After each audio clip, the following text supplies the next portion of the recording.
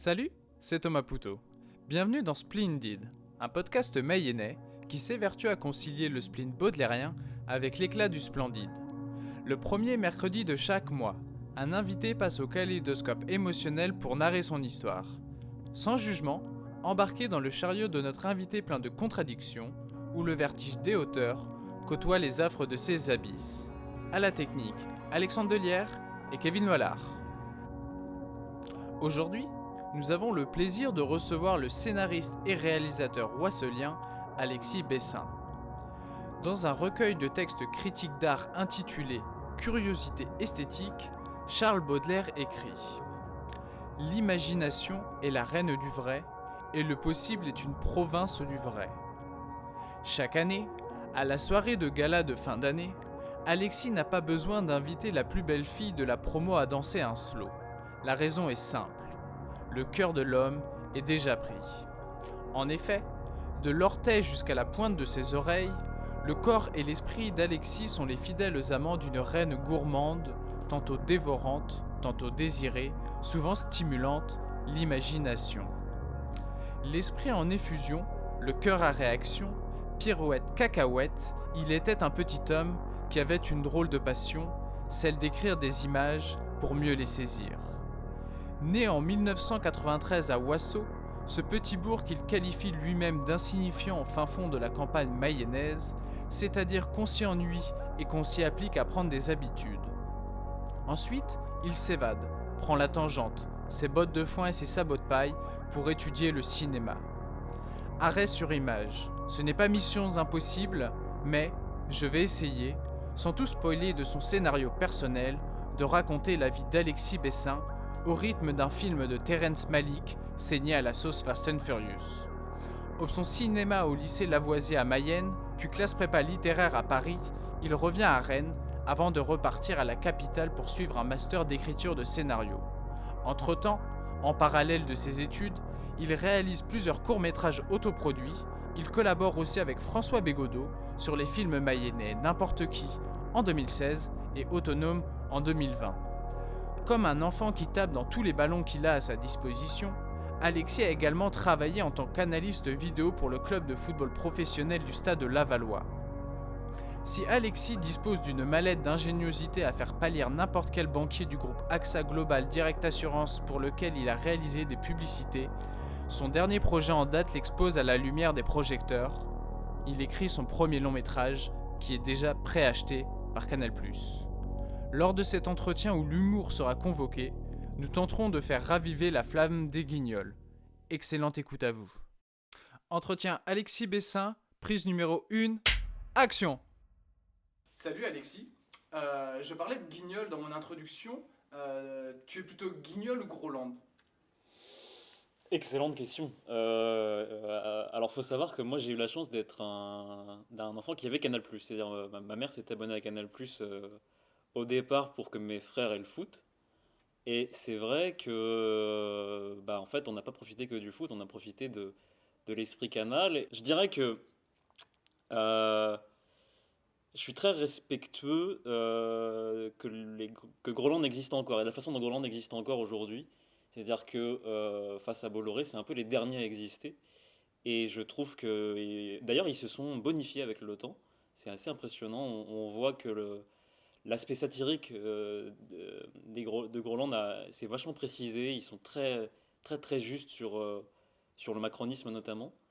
Et bon, bah voilà, les Guignols, c'est fini.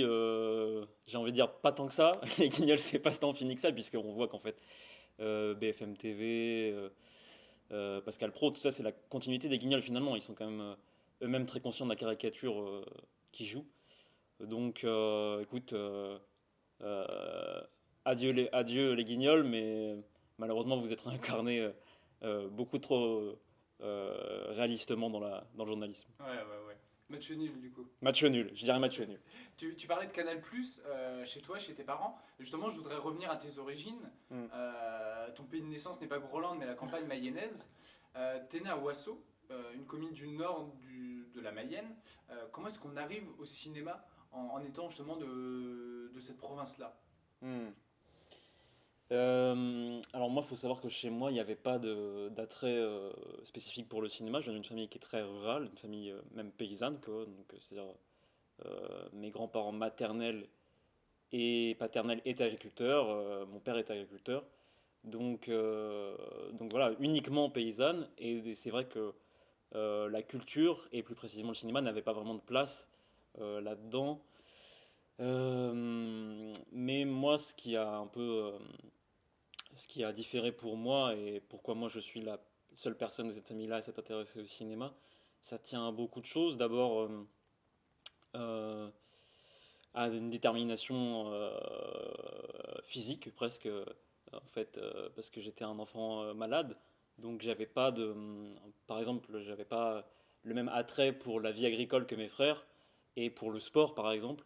Donc tout simplement, moi ma façon d'être dans le monde était conditionnée par la fiction auquel j'avais accès. Donc c'était d'abord la télé, et donc j'étais un enfant, ce qu'on peut dire un enfant de la télé pour le coup, et ta première question tombe juste là-dessus. J'ai été presque éduqué par la télé dans le sens où justement comme j'avais une fragilité physique et que je ne pouvais pas m'ouvrir complètement au dehors, je me suis un peu enfermé avec la télé et donc s'il y a eu une échappée du déterminisme agricole, d'abord c'est grâce à la télé, c'est grâce à la télé, pas le cinéma. Et bon, en grandissant, en fait, cet attrait pour la télé s'est transformé plus spécifiquement en un attrait pour le jeu, en fait, le jeu des acteurs, la comédie. Et donc j'ai réussi à me faire inscrire au théâtre dans l'option théâtre de mon collège. Donc c'était en sixième. Il faut savoir qu'à l'époque, j'étais très très timide, euh, dû, euh, dû justement à cette maladie-là aussi. Et bon, il s'est trouvé que je me suis vachement développé dans le théâtre parce que je pense que j'avais justement une longueur d'avance par rapport au temps que je passais devant la télé. C'est-à-dire qu'en fait, j'avais ce qu'on appelle. Bah oui, je copiais ce que je voyais à la télé et les autres avaient. Là où les autres étaient obligés de se coucher à 22 h et ne pouvaient pas avoir accès aux films qu'il y avait à la télé, moi c'était vraiment mon passe-temps. Donc j'avais absorbé beaucoup de. Même si j'absorbais pas forcément des choses très intéressantes, hein. Par exemple, j'étais fan de la PJ sur France 2. Voilà, Bruno Volkovitch, je le respecte en tant qu'acteur, mais c'était pas non plus Brad Pitt, quoi. Mais en tout cas, là-dessus, je pense que la première échappée, elle est là. Donc, je fais du théâtre. Parallèlement à ça, ma maladie s'estompe. Donc, c'est vrai que je prends vachement de confiance dans le théâtre. Et en fait, assez vite, en troisième, je sais que ma vie, elle est artistique. Mais je sais pas, je pense qu'à ce moment-là, c'est le jeu. Euh, et là encore, il y a un déterminisme social qui est à l'œuvre, c'est-à-dire que ma mère veut pas que j'y aille. Donc C'est au lycée Rousseau, c'est ça, aussi au voilà, théâtre? ma mère veut pas que j'aille au lycée Rousseau au théâtre parce que c'est trop loin et parce que voilà, parce que c'est une mère et elle aime pas voir son enfant partir loin. Et donc on trouve un terrain d'entente sur le cinéma. À l'époque, vraiment le cinéma en tant que, enfin, déjà je sais même pas que c'est un art, hein. Le cinéma en tant qu'art, j'y connais pas grand-chose. J'ai une consommation des films, vraiment de passe-temps en fait. Et il se trouve que ça crée chez moi assez vite, hein, en seconde, première, ça crée chez moi en fait une espèce de nouvelle conscience. C'est-à-dire qu'en fait, au lieu de que je devienne un spécialiste du cinéma, ça m'ouvre à plein de choses. En fait, par les films que je vais étudier, intellectuellement, je me développe. Chaque monde qu'il y a dans les films me permet intellectuellement de passer des caps. Et c'est vrai que je deviens un bon élève par le cinéma parce que le cinéma m'ouvre à plein de trucs. Et, et très vite, en fait, je sens que ça peut devenir un bon moyen de m'exprimer parce que je deviens plus. En fait, grâce à ce médium-là, je deviens plus curieux des autres et plus curieux du monde. Et, et en fait, il se passe l'inverse de ce qui s'est passé pour le théâtre. C'est-à-dire, pour le théâtre, c'était d'abord un truc, je dirais pas nombriliste, mais quand même un truc d'expression égocentrique de je voulais ce médium-là, je voulais faire du théâtre pour m'exprimer. Et le cinéma, ça devient un peu l'inverse, c'est-à-dire je sens que je serais, que je m'exprimerai au monde par ce médium-là. Et c'est pas un truc pour me faire plaisir d'abord, c'est vraiment un truc voilà, de m'ancrer davantage dans le monde. Et après, dans la pratique, ce qui se passe, c'est qu'on a des ateliers de scénario. Ouais, parce que pour remettre ça dans le contexte, finalement, plutôt que d'aller à l'option théâtre du lycée Rousseau, tu vas à l'option cinéma à Voilà, Mayenne, c'est ça? voilà, c'est ça. En fait, déjà, c'est une anomalie, il faut dire les choses. C'est-à-dire qu'en fait, le fait qu'il y ait une option cinéma en Mayenne, qui plus est près de chez moi, c'est vraiment c'est du loto quoi. C'est-à-dire en fait en France doit y avoir je sais pas, il y a très peu d'options cinéma. Le fait qu'elles soient en Mayenne est une anomalie, mais qui est due à l'histoire du cinéma en Mayenne et des associations qui l'ont promu. Donc bon, il y a cette anomalie-là qui fait que moi je m'y engouffre un peu par chance et, euh, et je me rends compte que donc, du coup par des exercices d'écriture de scénario de films, euh, aussi ce qui était ma différence au départ, c'est-à-dire le fait que j'ai eu une enfance un petit peu euh, en retrait où ma façon de m'exprimer devait être autre que celle des autres enfants, me sert vachement. C'est-à-dire qu'en fait, je comprends à ce moment-là où on me demande d'écrire, parce qu'au départ, scolairement, j'ai pas de grosse qualité d'écriture. Je suis pas, j'ai même eu des difficultés, etc. Mais je comprends que par contre, imaginer, comme tu le disais au départ, est une capacité que j'ai de par mon histoire personnelle. C'est-à-dire qu'en fait, j'ai pas le choix en fait que d'imaginer pour rendre ma vie euh, tolérable, quoi. C'est-à-dire qu'en fait, comme j'ai. Donc, moi, ma maladie m'obligeait à être plâtré très souvent, j'avais beaucoup de fractures. Et comme j'étais forcé à l'immobilisme, j'avais pas le choix que de rêver, quoi. Vraiment pas le choix d'imaginer des trucs.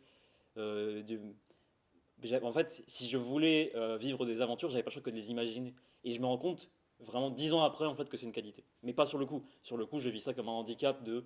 En fait, on m'a empêché de faire des choses, on m'a empêché de faire du foot, on m'a empêché euh, d'aller avec mes copains à la piscine, etc. Et c'est vraiment à ce moment-là, en cinéma, où on me demande d'écrire, que je me rends compte que je vais en tirer avantage, en fait. Et là, donc là, c'est pour ça aussi que ça s'accompagne d'un bouleversement scolaire. C'est pour ça, en fait, ça fait naître des capacités chez moi. Et donc, je me rends compte aussi que voilà, dans les scénarios, je suis bon. Dans, dans l'écriture des images, je suis bon, en fait, aussi, tout simplement. Et bon, bah voilà, ma vocation, elle est née comme ça, quoi. Ouais, donc finalement, d'une souffrance, tu en tires une de tes principales qualités. Voilà. Ok. Donc c'est vraiment, bah, c'est une vieille histoire tout ça, c'est vraiment le privilège de la différence aussi. C'est-à-dire qu'en fait, il faut du temps pour comprendre que ce qui nous a fait souffrir va nous servir. Et il faut pas avoir honte de dire ce que ça nous sert, parce que c'est vrai que c'est pas... moi, je m'en suis jamais servi, par exemple, comme tire-larme chez les autres, je me suis jamais servi pour enclencher de l'empathie. Par contre, ce qui est sûr, c'est que je peux pas euh, ne pas avouer que ça a créé un espèce de conditionnement chez moi. C'est-à-dire qu'en fait, dans ma façon de voir les choses, mais bon, ça c'est tous les déterminismes, mais ça m'a permis de voir les choses autrement.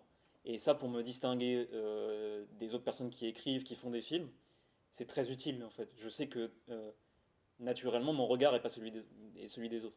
Mais vraiment, ça, je le sens naturellement. J'ai pas à me forcer là-dessus en fait. Ouais, c'est une forme d'affirmation de ton identité. Voilà. Ok. Et ensuite, justement, tu pars à Paris pour apprendre l'écriture de cinéma. Alors, comme j'ai été plutôt bon élève, ce qui se passe, c'est que à ce moment-là, je crois que je peux faire la FEMIS, ok, donc la seule école nationale de cinéma en France. Sinon, si on veut faire du cinéma en dehors de la fac, il faut se mettre dans des écoles privées, donc j'ai pas les moyens à ce moment-là. Et je me dis que c'est ce que je veux faire la FEMIS. Bon, il se trouve que ça, je l'ai su plus tard, mais la FEMIS, pour le coup, c'est un entre-soi qui est très fermé et socialement, je n'y avais pas vraiment le droit. En tout cas, j'avais pas la naissance pour ça. Mais à ce moment-là, je me dis, après mes études, après mon bac de cinéma, je me dis oui, je vais essayer de faire ça. Donc je vais faire une prépa à Paris où on dit qu'on prépare la FEMIS. Bon, ça me fait très rire, parce que c'est vraiment pas ce qui s'est passé. Ce qu'on appelle les Hippocampines, donc c'est des classes préparatoires littéraires. C'est ce Euh, que j'ai fait. Enfin, voilà, moi, c'est ce j'ai que tu as juste fait fait la aussi. première année. J'étais Voilà. feignant, je me suis dit, l'ENS, ça m'intéresse pas, je stoppe au bout de la première année. Voilà, bah écoute, t'as peut-être bien fait. En fait, donc voilà, moi à ce moment-là, je crois que ça prépare la FEMIS, et il se trouve que ça prépare pas du tout la FEMIS, ça prépare l'ENS, et on a des cours de cinéma qui se trouvent être, je crois, les pires cours de cinéma que j'ai eu de ma vie. C'est-à-dire, en fait, on t'apprend à engranger un savoir, à une culture en fait sur le cinéma, mais où toi, tu peux pas te l'approprier. En fait, mon prof, j'espère qu'il ne nous écoutera pas, mon prof était quelqu'un qui lisait beaucoup de livres sur le cinéma, qui nous les transmettait, qui nous les vomissait dans la bouche. Et finalement, en fait, c'était très difficile de s'approprier le truc.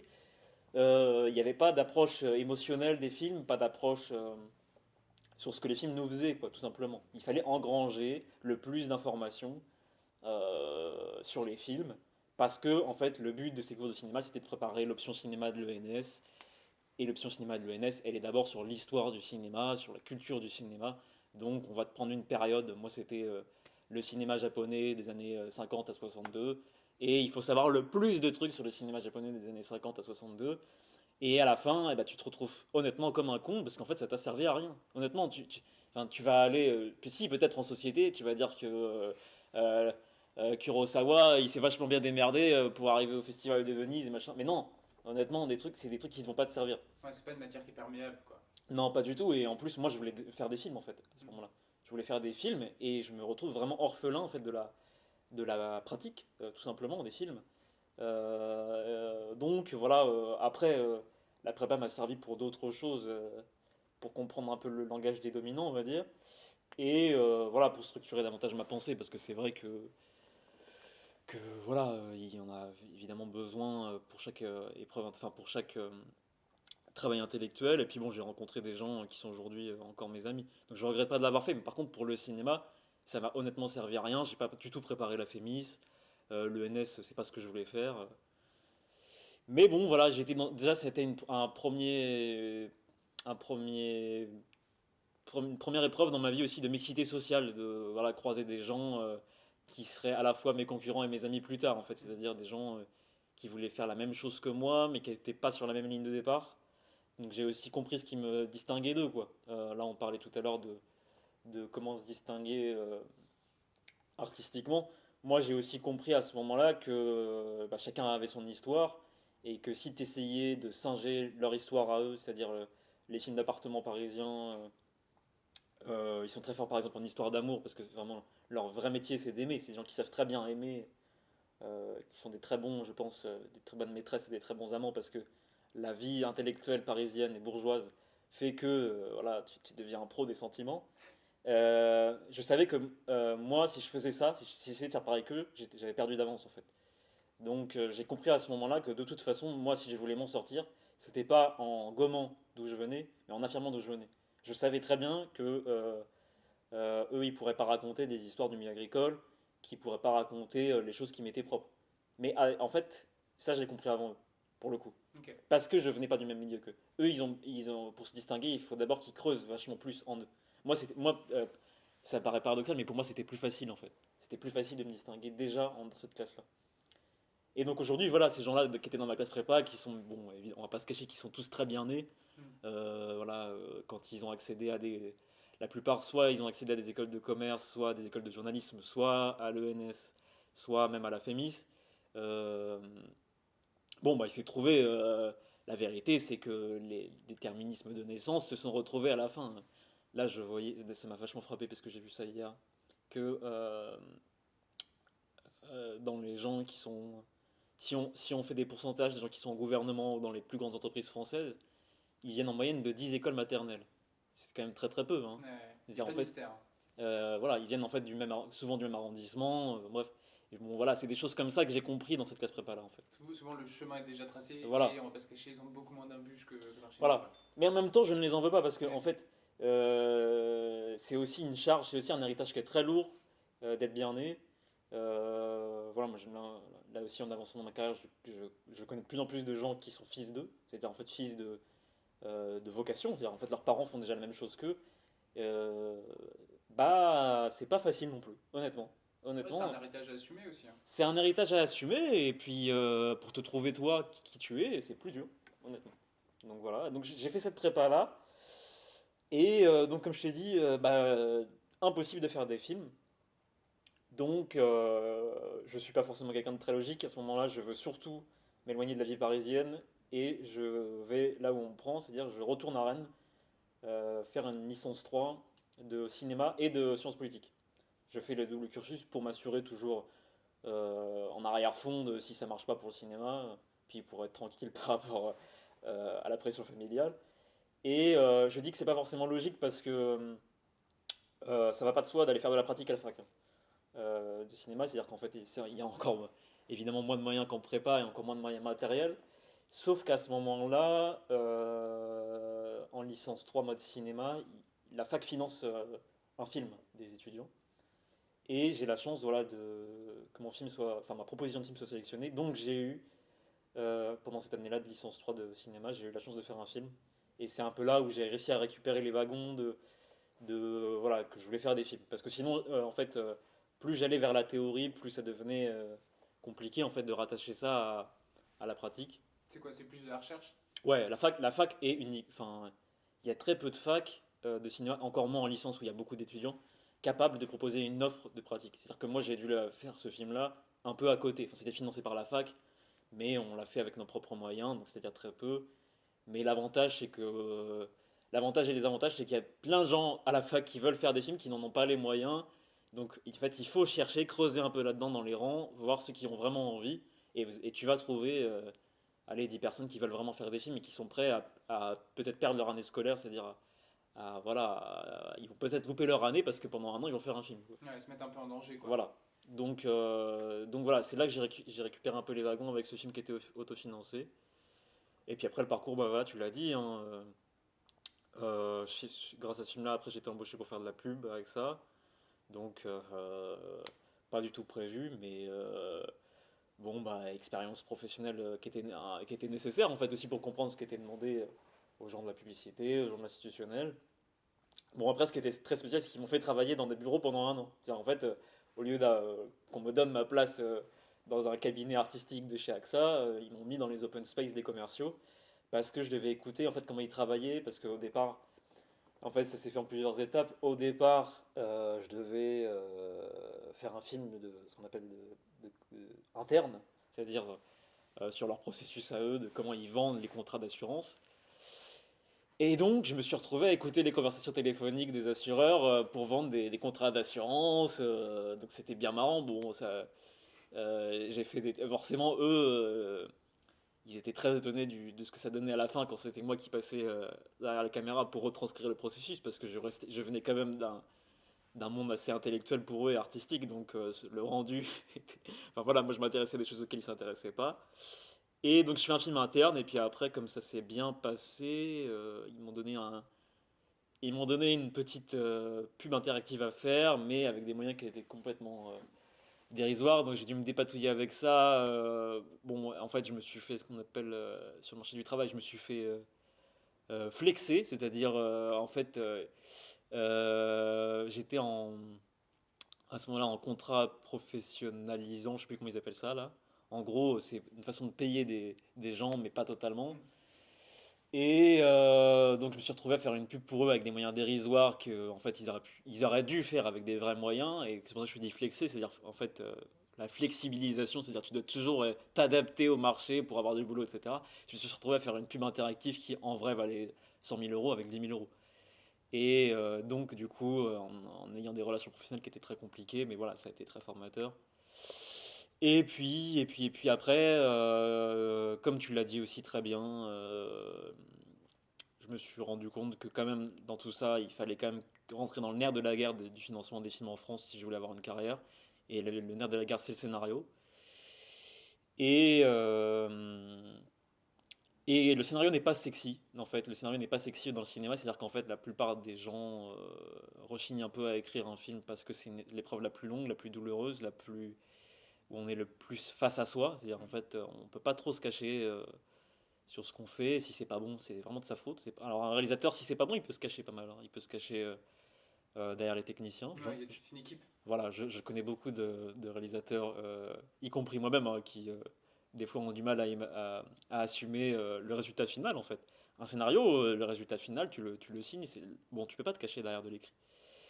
Et voilà, comme tu le disais et comme je te l'avais dit, à ce moment-là, moi je me dis, bon, on va pas se cacher, je vais essayer de faire cette formation-là, qui était sur concours aussi. C'est une formation à Paris, c'est ça? Voilà, qui est une formation à Paris-Nanterre, qui est vraiment une très belle formation pour les gens qui veulent écrire, parce que en fait, on vous respecte vachement en tant que personne déjà au départ, c'est-à-dire on écoute ce que vous voulez faire.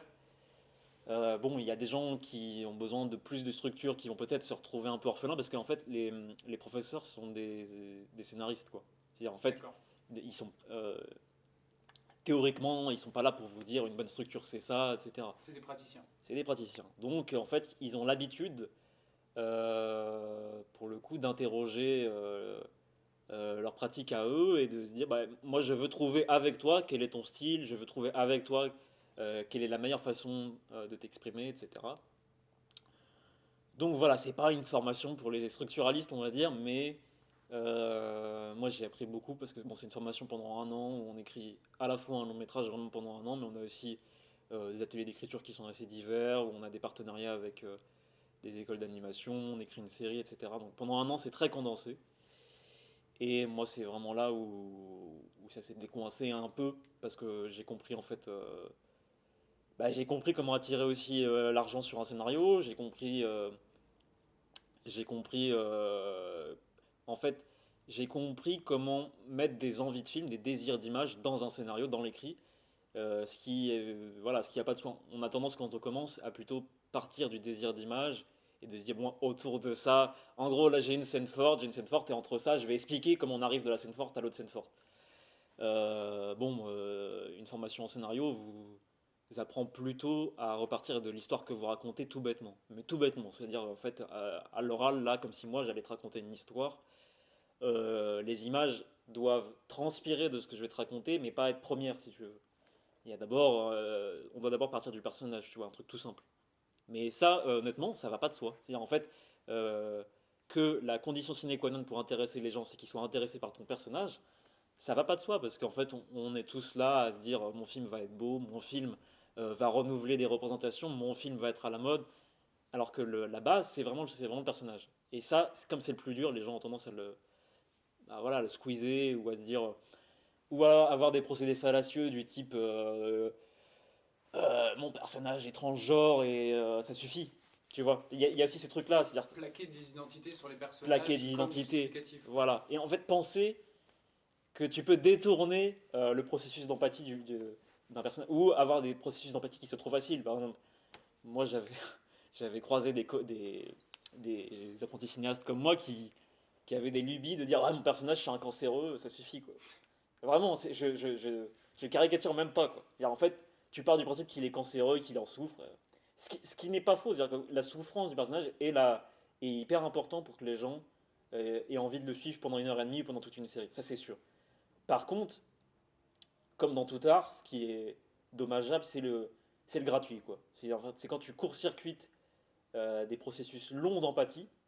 C'est comme quand on devient ami avec quelqu'un il faut vraiment, c'est pas du premier coup, il faut d'abord apprendre à le connaître, etc.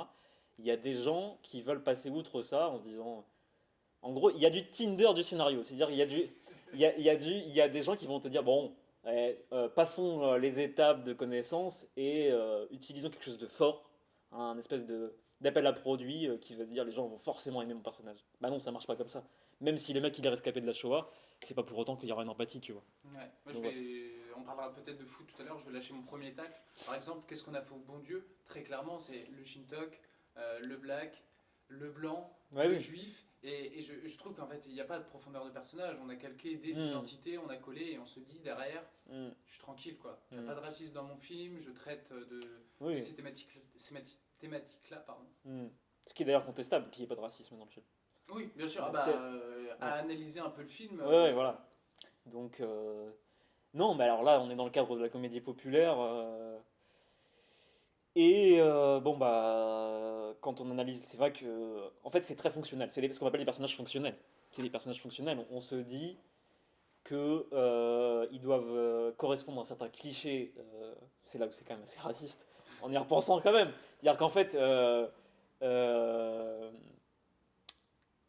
Christian Clavier est très utile à ces scénarios-là. Parce que, en fait, on parle de qu'est-ce qu'on a fait au bon Dieu, mais Christian Clavier est un peu le piston de plusieurs scénarios qui ressemblent à ça. D'ailleurs, il y a un jeu qui est très drôle qui s'appelle le Générateur de films avec Christian Clavier. Où, en fait, la trajectoire de Christian Clavier est toujours la même dans ces films. C'est-à-dire, en fait, il a des a priori, et ces a priori-là tombent en côtoyant les personnages en vrai. En côtoyant, justement, en faisant passer des personnages à des personnes. C'est-à-dire, en fait, je caricature, mais il a des a priori sur les Roms, et il se trouve que sa fille de gauche, lui il dirait gauchiste, sa fille de gauche a décidé d'héberger des Roms chez lui parce qu'il a un grand appartement, et lui tout ce qu'il veut c'est écouter la musique classique en buvant du thé et en étant dans son peignoir, quoi. Et bon, heureusement, la vie étant ce qu'elle est, les clichés vont tomber, etc. Euh, alors ça suppose deux trucs. Ça suppose que l'empathie première, elle est dirigée vers Christian Clavier. Donc on te dit, bah, soit vous, spectateurs, vous avez les mêmes a priori que Christian Clavier et regardez comment c'est pas vrai. Donc c'est-à-dire vraiment, on prend vraiment pour les gens pour des cons. Soit, Ou des gens de droite. oui, après oui, voilà, je pense que c'est quand même un peu le public. Mais en fait, c'est quand même des films qui sont, bon, j'invente rien, mais qui sont très très faciles dans leur trajectoire. C'est-à-dire, en fait, vraiment, on part d'une grosse bêtise et on arrive à une évidence. Euh, c'est pas des films que je respecte énormément. Je respecte certaines, enfin, je respecte la comédie populaire française des années 70, 80, 90.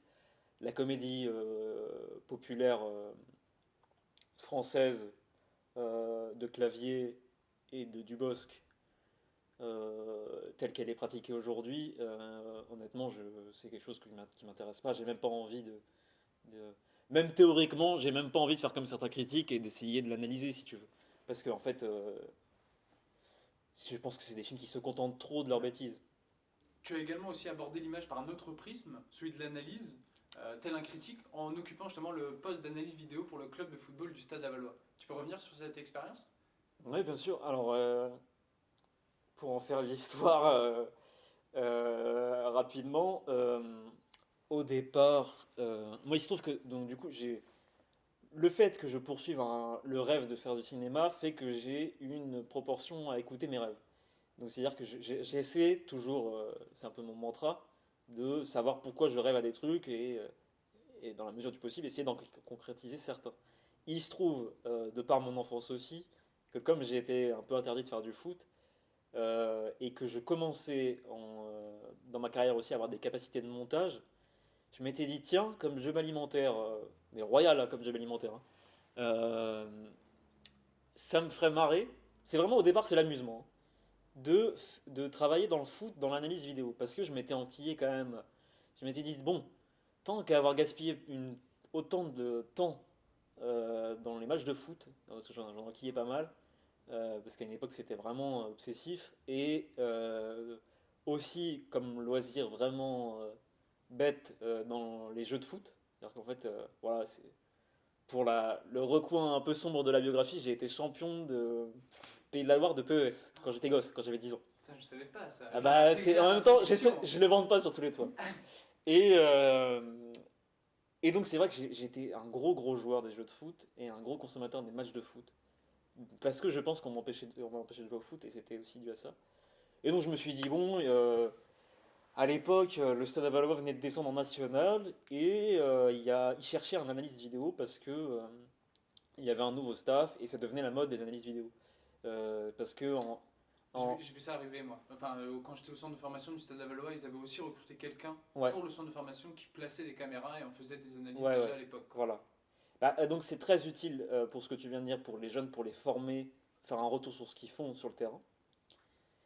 Euh, Ça vient en fait, ça vient ce qu'on appelle du travail des data en Allemagne et en fait en Allemagne donc des jeunes coachs et ça vient d'Allemagne au départ ça vient même pas d'Allemagne, ça vient des États-Unis, du travail de baseball euh, en NFL où c'est très pratiqué parce que c'est un sport où c'est quand même le bordel, hein. Donc la vidéo eux ils en ont vraiment besoin. Et il y a eu à l'époque, allez, dans le début des années 2000, il y a eu l'avènement en fait des geeks dans le sport, quoi. Vraiment, hein, il y a eu des mecs qui sont ramenés, les gens qui étaient sur leur canapé, qui sont allés voir les mecs dans les clubs et qui ont dit, bah, écoutez, moi j'ai un autre regard sur le sportif, dû à ma position de spectateur, et je pense que en ayant un regard froid et scientifique à partir de la vidéo, je peux vous faire gagner des trucs. Il y a un film qui est très intéressant là-dessus qui s'appelle Le Stratège avec Brad Pitt, où vraiment, bah, là c'est vraiment le cliché, c'est-à-dire que le personnage de l'analyste data, c'est un geek quoi, c'est vraiment, il est obèse, enfin faut dire les choses, il est obèse, il paie pas de mine, et il est utilisé pour repérer un peu les joueurs à fort potentiel, mais qui se verraient pas immédiatement, et lui il a une tactique, c'est qu'il croise les données, etc. Il analyse les comportements des joueurs. Et donc il y a toute cette mode-là du data qui se transforme au fur et à mesure en analyse vidéo, à partir donc des vidéos des matchs, où on travaille ce que les joueurs ont bien fait, pas bien fait. À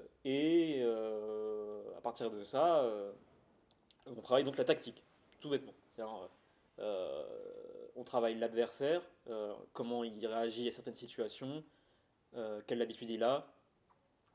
Voilà, on essaie de s'améliorer tous ensemble, le staff et les joueurs, sur la vidéo.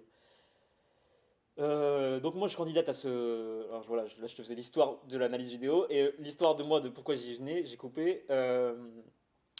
Donc il y a une offre de stage au départ et moi je suis encore à ce moment-là à Rennes et j'ai besoin d'un stage parce que j'ai fini mon contrat avec ça, je suis en M2 et je fais un... Rien à voir, je fais un mémoire sur la fabrication du comic chez Bruno Dumont. Donc t'imagines, hein, le mec un peu schizophrène qui est en train de travailler sur Bruno Dumont le lundi, mardi, et le mercredi, jeudi, vendredi, il est sur l'analyse vidéo. Donc je prends ce stage-là au Stade de la Valois en me disant, j'y vais, mais ça risque d'être une sacrée aventure par rapport aux patrons qui seront les miens. En fait, je vais travailler quand même avec un entraîneur de foot et un entraîneur adjoint de foot qui sont quand même mes antagonistes, quand même, on va dire sociologiquement. Il y a un rapport, par exemple, à tout, on va dire. Enfin, en tout cas, c'est vraiment des gens. Moi, en plus, comme j'ai pas fait de sport collectif, j'avais un certain langage à apprendre sur comment on leur parlait. C'était qui déjà à l'époque Alors, moi, attention, ça a beaucoup bougé. J'arrive, c'est Nobilo et Pires. D'accord, qui n'ont pas fait long feu. Enfin, Nobilo Non, n'a pas fait long feu. Nobilo ne fait pas long feu. Et il se trouve que moi, j'ai des très très mauvaises, on peut le dire maintenant, j'ai des mauvaises relations avec lui, au point que je veux partir. Au bout de une semaine et demie, je veux partir. Déjà. Ouais, non, c'était l'enfer. Parce qu'il était, en fait, c'est un mec qui est formateur au départ, Ouais. donc qui est habitué à parler à des jeunes footballeurs avec un ton très autoritaire. Et moi, j'étais jeune, et il pensait qu'il pouvait me parler de la même façon, et moi, j'étais pas habitué à avoir des chefs, etc. Donc c'est vrai que ça a fait des étincelles sur ce point-là. Et, et en plus, bon, en gros, au départ, il a la charge footballistique, et moi, je suis vraiment sur la vidéo. Il me dit quoi faire, quoi. Donc moi, j'apprends à son contact. C'est un très bon tacticien, bon, un vieux de la vieille, quoi. Mais j'apprends à son contact. Bon, il se trouve qu'il y a un échec sportif qui est très... Bon, c'est juste après la descente et l'objectif c'est de remonter immédiatement. Il y a un échec sportif qui est très grand. Et il se barre complètement en désaccord avec la direction sportive. Et je me retrouve pas tous... Enfin, c'est ça le truc, c'est qu'en fait, son adjoint c'est Pires, donc c'est lui qui doit prendre le relais. Mais Pires passe ses diplômes À Clairefontaine. à Clairefontaine. Et donc moi je me retrouve, pendant qu'il passe ses diplômes, juste après la démission de Nobilo, je me retrouve tout seul dans le staff. C'est-à-dire je me retrouve avec l'entraîneur des gardiens et le préparateur physique. L'équipe de choc. Voilà, donc c'est-à-dire que je me retrouve en charge de la tactique en fait, en gros, et alors que je faisais mes séances vidéo avec les coachs, je me retrouve tout seul à gérer le truc, voire même à un moment de diriger un match, quoi. C'est-à-dire, enfin, évidemment à ce moment-là, personne ne sait que je n'ai jamais joué au foot, hein. C'est-à-dire, Et que tu es champion de PES. voilà, alors j'avais été assez fou à mon entretien pour dire que j'étais très bon à Football Manager quand même.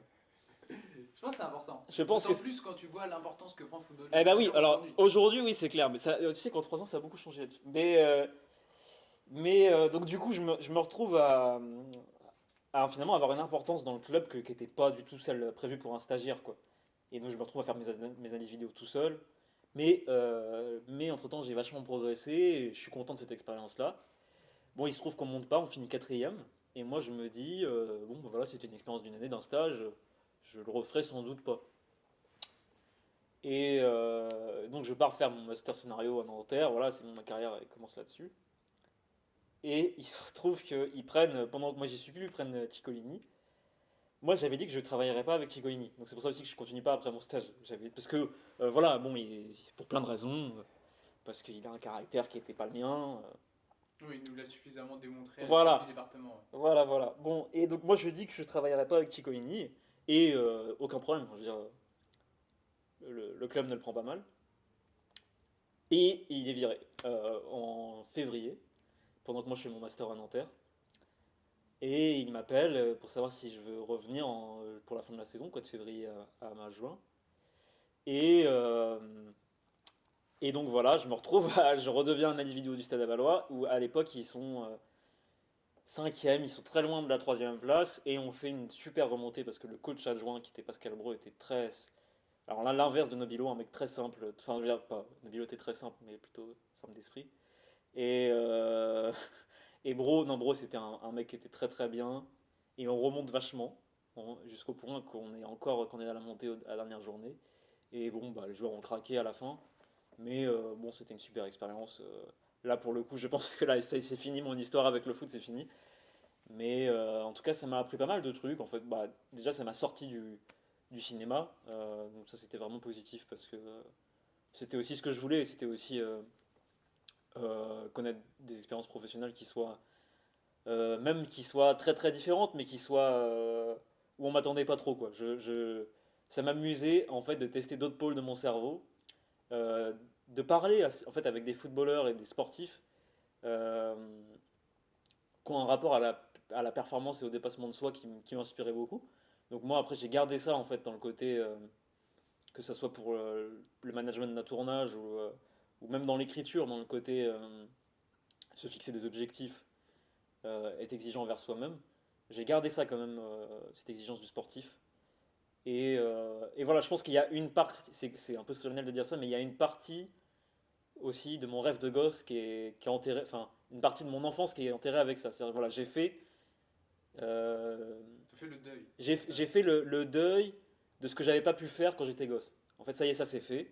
Tout ce qu'on m'avait refusé quand j'étais gosse, je l'ai fait, sur ce point-là en tout cas, sur le côté sportif et sur le côté voilà, on m'a reconnu une forme, parce que c'est toujours ça aussi. En fait, on est toujours à la recherche d'une forme de reconnaissance. Voilà, on a toujours peur d'être un escroc, toujours peur de ne pas savoir. Syndrome de l'imposteur. Ah voilà, et donc c'est vrai que bon, bah, tout bêtement, quand on t'appelle analyse vidéo et qu'on se dise qu'on reconnaisse une petite expertise dans un domaine, je me disais, bon, voilà, le gosse malade à qui on interdisait de jouer au foot. Et même qu'on m'ait dit que j'y connaissais rien au foot parce que j'avais pas joué. Bon bah voilà, tout ça pour moi c'est derrière moi et c'est consacré quoi. Ouais, c'est validé quoi. Voilà, c'est validé comme dirait la street. Merci à la Street d'avoir écouté ce premier épisode où Alexis est revenu sur les expériences de vie qui l'ont forgé.